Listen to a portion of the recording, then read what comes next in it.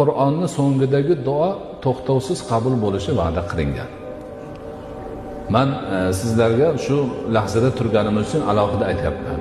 Shuning uchun mana hozir ozgina qoldi o'qishga, domlalarimiz o'qishadi. Xatmi Qur'ondan keyin duo qilamiz. Ana shunda hamma sidq dildan o'zini ojizligini tan olib, zaifligini tan olib, quvvatsizligini tan olib, hojatmandligini tan olib Allohga iltijo qilish kerak.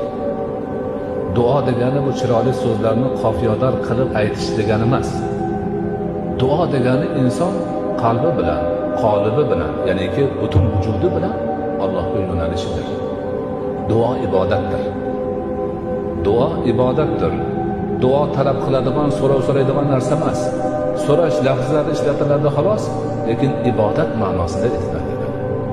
Duoni Alloh taolo ibodat tarzida qabul qilib qolsa, ana endi so'raganidan ko'pni beradi.